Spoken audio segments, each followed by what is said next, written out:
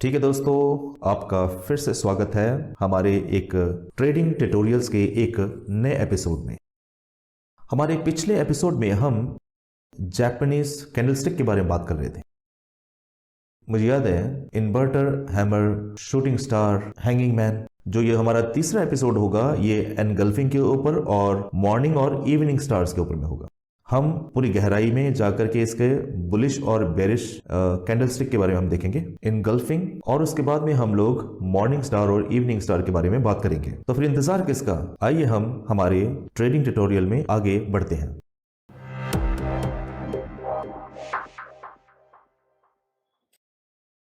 तो ठीक है दोस्तों, अब हम लोग एनगल्फिंग पैटर्न्स के ऊपर में देखेंगे। आइए मैं आपको एक छोटा सा एग्जांपल देता हूं, एक थोड़ा सा इंफॉर्मेशन हमारे जो पिछले कैंडलस्टिक थे उनके बारे में और जिस कैंडलस्टिक के बारे में अब हम बात करने जा रहे हैं उन दोनों में क्या अंतर है। पिछला कैंडलस्टिक जिसके बारे में मैंने आपको समझाया था, spinning top, dojis, hanging man, hammer और बाकी सारी चीजें, इन सबको सिंगल कैंडल ट्रेडिंग मेथड कहा जाता है। अगर जब बात एनगल्फिंग पैटर्न की आती है, इसे ड्यूअल या डबल कैंडल ट्रेडिंग मेथड कहा जाता है, जहां पर हम दो कैंडलस्टिक को लेकर के हम मार्केट रिवर्सल को कंफर्म करते हैं। तो एनगल्फिंग पैटर्न जो है वो ट्रेंड रिवर्सल के लिए इस्तेमाल किया जाता है। आइए हम पहले बुलिश एनगल्फिंग थ्योरी को देखते हैं और बेरिश एनगल्फिंग के बारे में। एनगल्फिंग पैटर्न दो तरीके की होती हैं, एक बेरिश और एक बुलिश पैटर्न होता है। तो बुलिश एनगल्फिंग का मतलब होता है पहला कैंडल, आइए हम कहें यह एक बेरिश कैंडल है। दूसरा कैंडल इसे बुलिश कैंडल होना पड़ेगा जो कि पहले कैंडल को एनगल्फ कर रही होगी। बजाय इसके कि हम इसे थ्योरेटिकल पार्ट में देखें, आइए हम इसका प्रैक्टिकल देखते हैं। आइए हम इसे चार्ट में देखते हैं ताकि हमें इसकी बेहतर समझ मिल सके।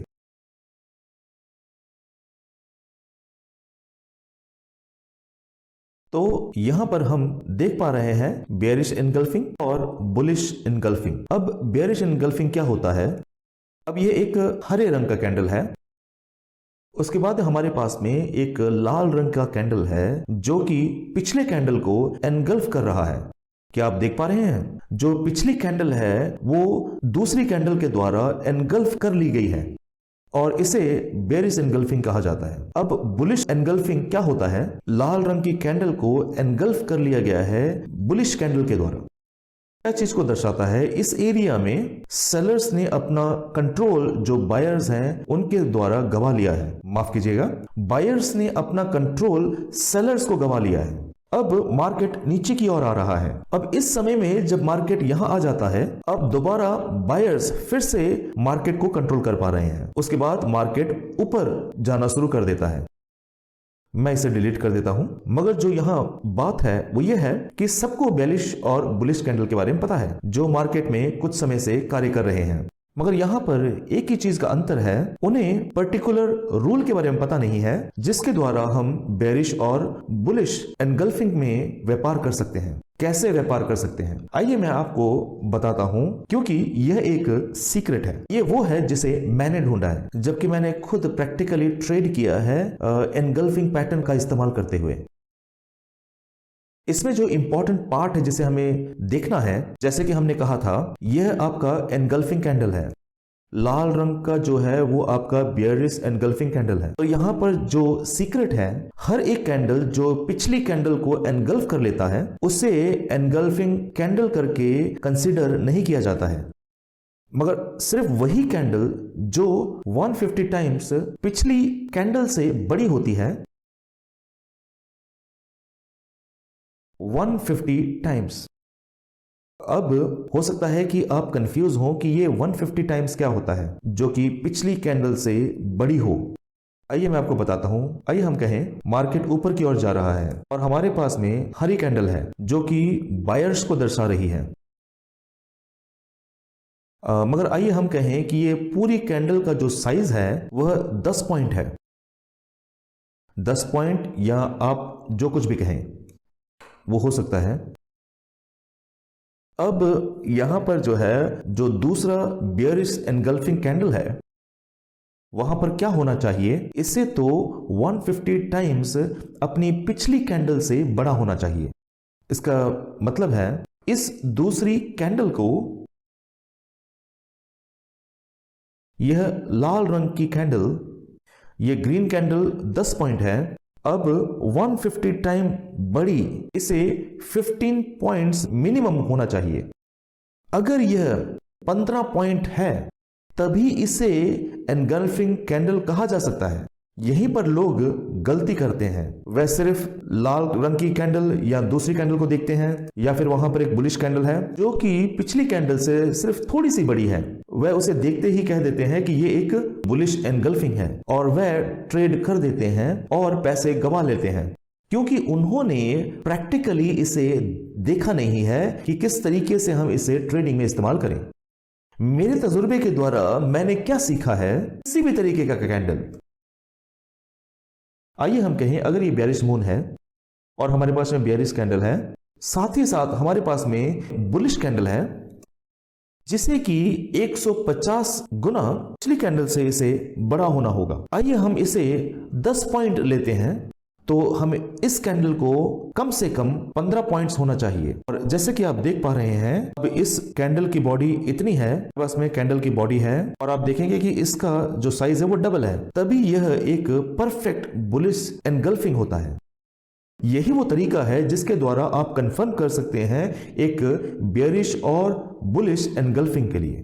अब यह एक बहुत ही इंपॉर्टेंट पार्ट है जहां पर हम बेयरिश और बुलिश एनगल्फिंग को लेकर के ट्रेडिंग करते हैं। मैं आपको कुछ और एग्जांपल्स देता हूं।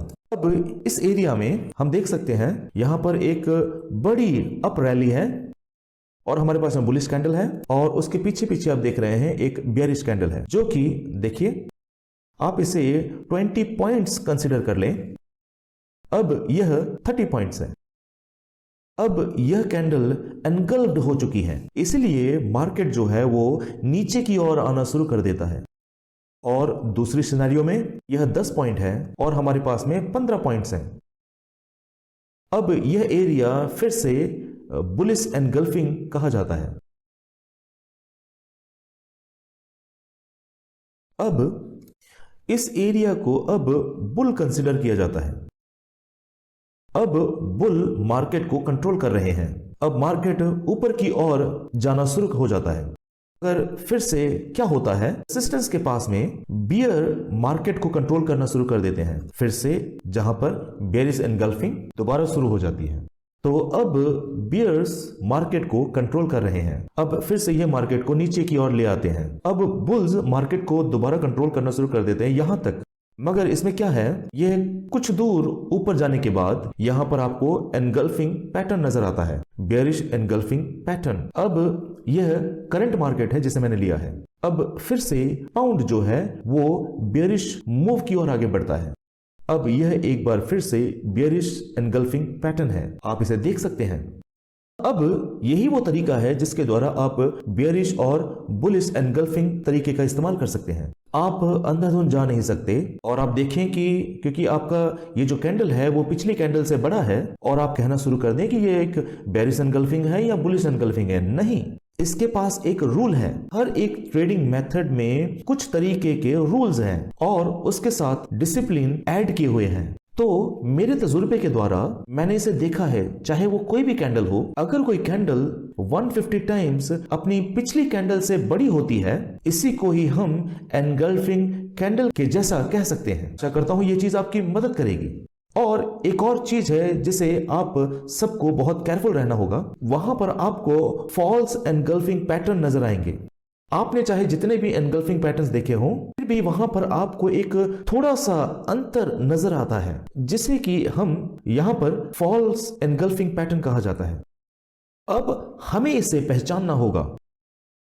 अब मैं आपको समझाता हूं इसे कैसे करना है। अब इस चीज में हमारे पास में यहां एक फॉल्स एनगल्फिंग पैटर्न है। अब ये फॉल्स एनगल्फिंग पैटर्न क्या होता है, आइए अब हम कहते हैं हमारे पास में अभी एक डाउन ट्रेंड है।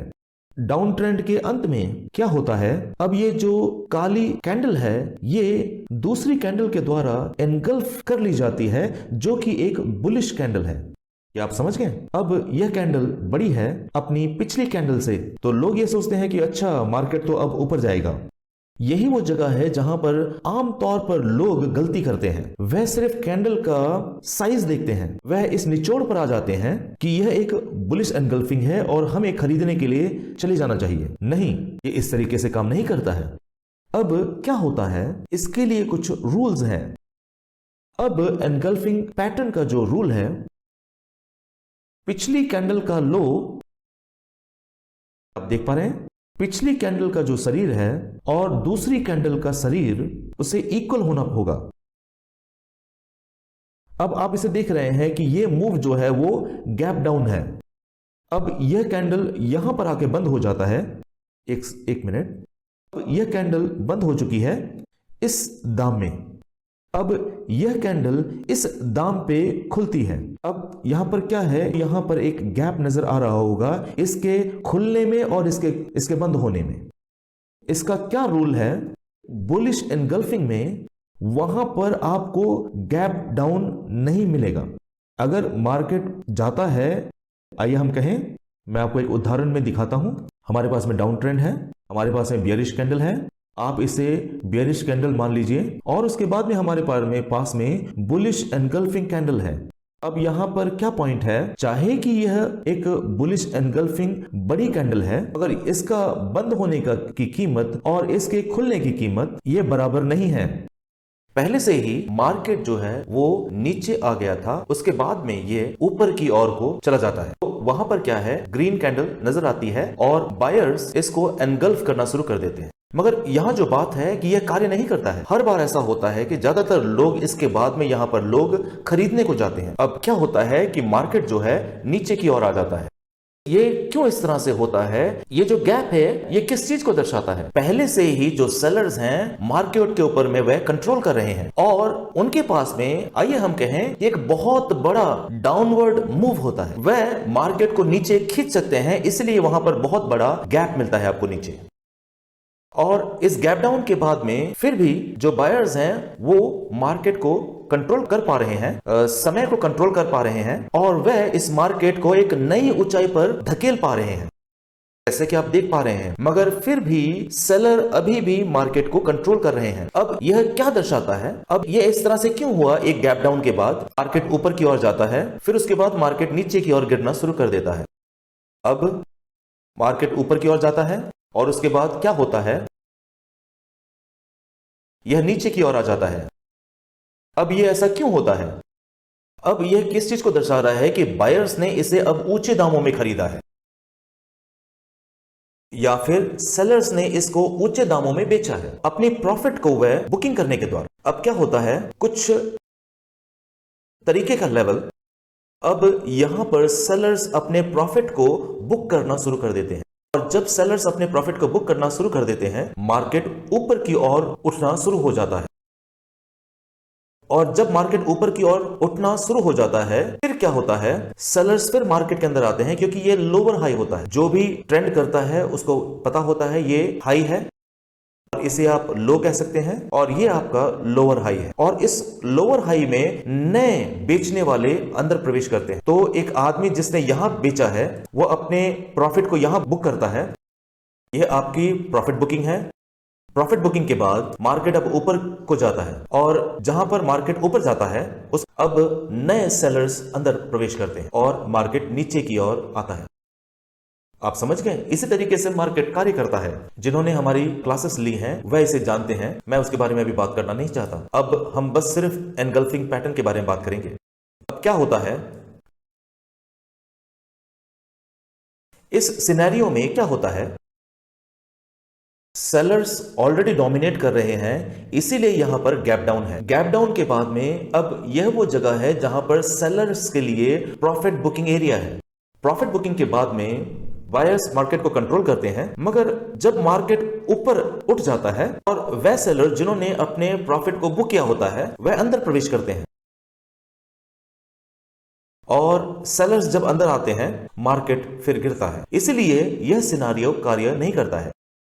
जो अहम रूल है बेयरिश और बुलिश एनगल्फिंग का, आइए हम कहें बुलिश एनगल्फिंग के लिए जो पहली कैंडल है, आइए हम कहें कि यह बेयरिश कैंडल है वह बराबर हो सकते हैं, और उसके बाद हमारे पास हो सकता है बुलिश कैंडल हो सकता है, और या फिर सिनेरियो इस तरीके का बन सकता है, तभी ये वैलिड होगा।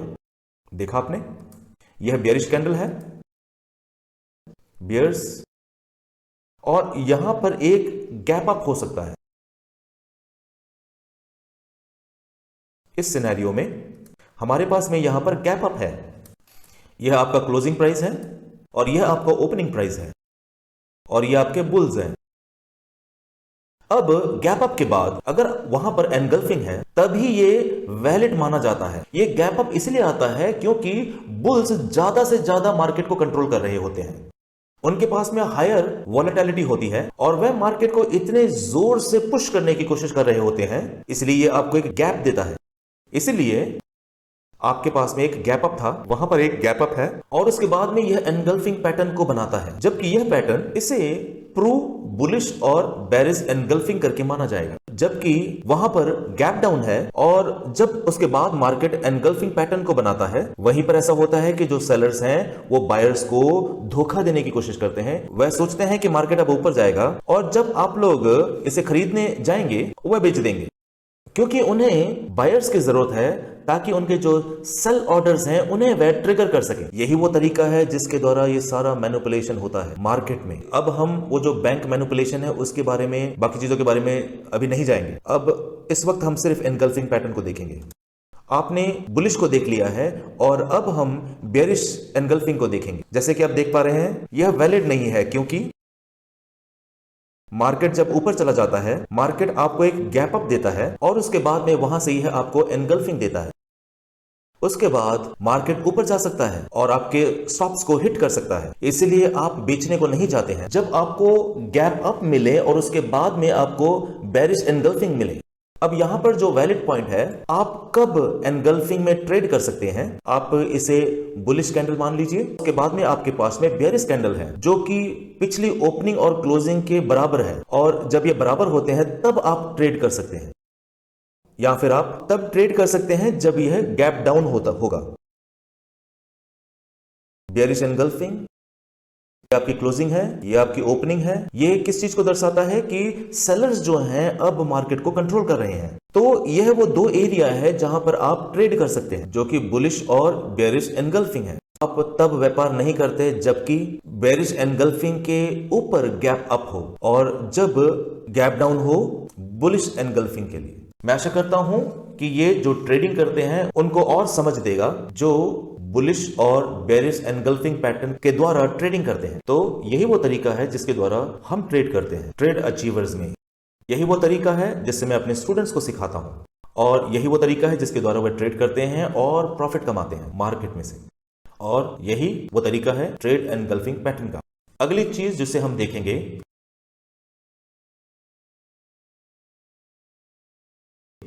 वो होगा इवनिंग और मॉर्निंग स्टार्स।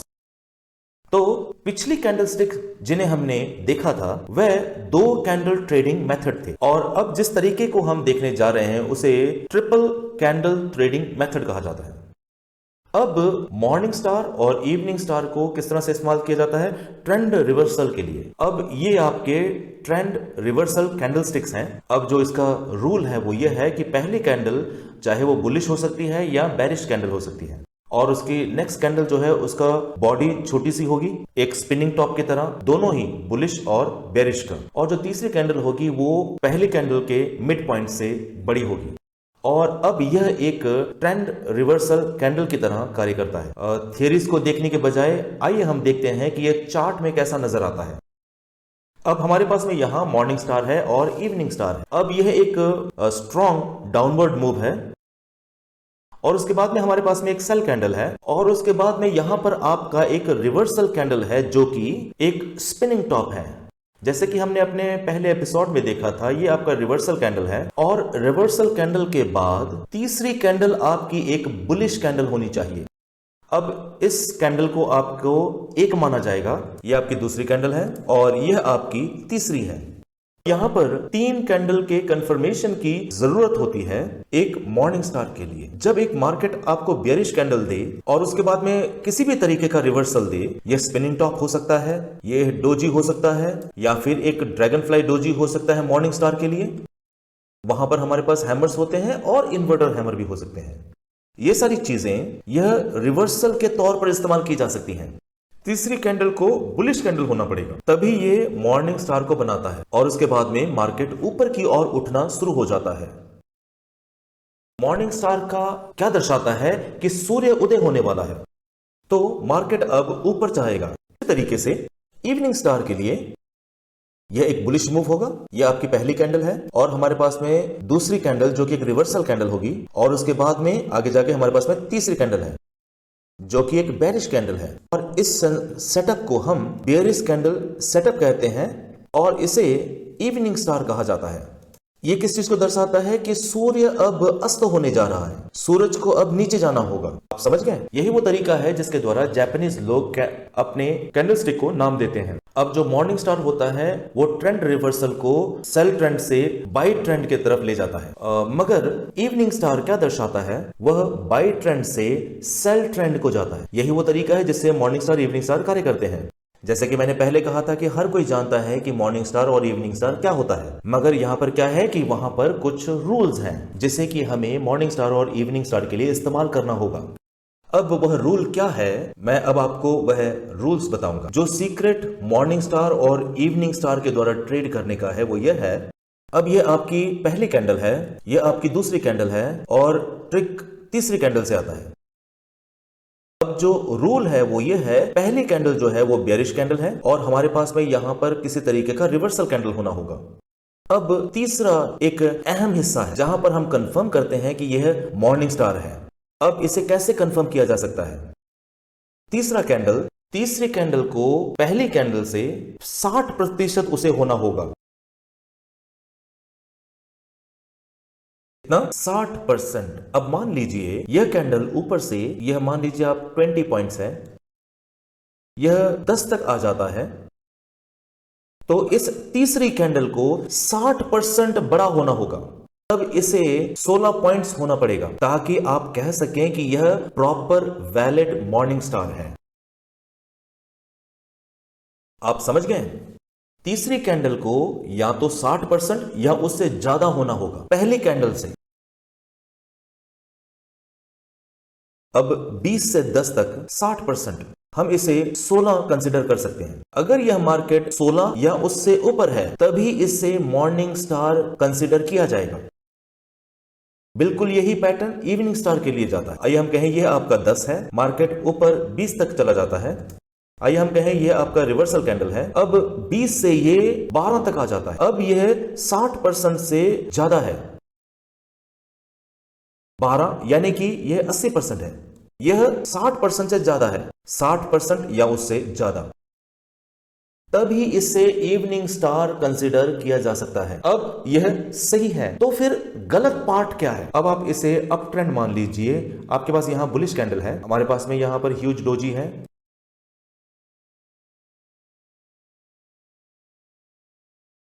बुलिश कैंडल, यह आपकी बुलिश कैंडल है और उसके बाद हमारे पास यहां डोजी है, मगर तीसरी कैंडल यह 40% है। ये आपके बायर्स हैं और ये आपके सेलर्स हैं। यह बस पहली कैंडल से 40% है, तब यह इवनिंग स्टार माना नहीं जाएगा। यह एक रूल है किस तरीके से आप मॉर्निंग स्टार और इवनिंग स्टार में ट्रेड कर सकते हैं। तो मॉर्निंग स्टार और इवनिंग स्टार को कंफर्म करने के लिए आपको इंतजार करना होगा और ताकि आप देखें कि तीसरी जो कैंडल है कि वह पहली कैंडल से 60% या उससे ज्यादा बढ़ सके। यह एक बेसिक रूल है मॉर्निंग स्टार और इवनिंग स्टार के लिए। मैंने अपने तजुर्बों से यह जाना है, मैंने देखा है कि ये कैंडलस्टिक क्यों कार्य नहीं करते हैं। लोग कहते हैं कि कैंडलस्टिक कार्य नहीं करता है, कैंडलस्टिक कार्य नहीं करता है, या बाकी सारी बातें। वह आपको एग्जांपल्स, उदाहरण देंगे और बाकी सारी चीज, मगर यह जो बात है यह कार्य करता है तभी जब आप इसमें कुछ रूल्स को लागू करेंगे। और यही वो तरीका है जिससे मैंने मार्केट को पर्सनली देखा है और मैंने मार्केट को बड़े लंबे समय से गौर कर रहा हूं और मैंने देखा है कि यह तभी कार्य करता है जब आप इसमें कुछ रूल्स को लागू करते हैं। आइए मैं आपको कुछ एग्जांपल्स दिखाता हूं। अब इस उदाहरण में मार्केट नीचे आता है, हमारे पास में पहली कैंडल है, हमारे पास में यहां डोजी है जो कि दूसरी कैंडल है, और तीसरी कैंडल है जो कि 60% से ज्यादा है। अब यह एक वैलिड मॉर्निंग स्टार है। जैसे कि आप देख पा रहे हैं, यही वो तरीका है जिसके द्वारा से आप मॉर्निंग स्टार के द्वारा ट्रेड कर सकते हैं। और इवनिंग स्टार के लिए मार्केट ऊपर जाता है, यह आपकी पहली कैंडल है, हमारे पास में रिवर्सल कैंडल है जो कि स्पिनिंग टॉप है ऊपर में, और यह आपकी तीसरी कैंडल है जो कि 60% से ज्यादा है। तो थर्ड कैंडल जो है आपकी वो 60% से ज्यादा है, और ये आपका वैलिड इवनिंग स्टार है, और मार्केट यहां नीचे की ओर आना शुरू कर देता है। जैसा कि हम देख पा रहे हैं, ये आपका पहला है, दूसरी कैंडल, आप इस दूसरी कैंडल को क्या कहते हैं, इसे हैमर कहा जाता है। यह एक रिवर्सल कैंडल है, और तीसरी कैंडल यह पहली कैंडल से 60% बड़ी है, तो इसे हम मॉर्निंग स्टार कंसीडर कर सकते हैं। आप समझ गए? तो कैंडल स्टिक असल में कार्य करता है। मैंने आपको अपने पिछले सेशंस में समझाया था हमें कैसे इन कैंडल स्टिक को इस्तेमाल करना है सपोर्ट और रेसिस्टेंस के द्वारा, और आप इस एग्जांपल में भी देख सकते हैं कि कैसे मार्केट ऊपर जा रहा है, और उसके बाद में हमारे पास में एक शूटिंग स्टार है, मगर मार्केट ऊपर जाता है। मगर क्यों? क्योंकि यहां पर इस पॉइंट में कोई रेसिस्टेंस नहीं है। तो हमारा रूल था, पहले एपिसोड में हमने देखा था, अगर आपके पास एक कैंडल स्टिक है, अगर आपके पास वहां कोई रेसिस्टेंस नहीं है, रूल नंबर 1 क्या है? तो आपको दूसरी कैंडल का कंफर्मेशन का इंतजार करना होगा। अगर आपने इस कैंडल के कंफर्मेशन का इंतजार किया होता, इसने आपको बहुत क्लियर अपवर्ड मूव दिया है, तो यह इन्वर्टेड हैमर इनवैलिड हो गया होता। इसलिए मैं आपको प्रेशराइज करने की कोशिश कर रहा होता हूं। जब आप कैंडल स्टिक्स के द्वारा ट्रेड करते हैं, पहला बेसिक रूल यह है कि आप रूल्स को फॉलो करें। आप समझ गए? इस वीडियो को देखने बाद जब कभी भी आप कैंडल स्टिक्स के द्वारा ट्रेड करने की कोशिश करते हैं, आप इन रूल्स का इस्तेमाल करें, आप कुछ बैक टेस्टिंग करें जो आपकी मदद कर सकते हैं। यह आपकी एक बेटर ट्रेडर होने के लिए मददगार साबित होंगे। आप मार्केट को एक प्रोफेशनल पर्सपेक्टिव के द्वारा देखें। इस तरीके से एक प्रोफेशनल मार्केट को देखता है। मैं आशा करता हूं यह आपके लिए बहुत मददगार होगा कि आप मार्केट को कैसे देखना है इन जैपनीज कैंडलस्टिक का इस्तेमाल करने के द्वारा।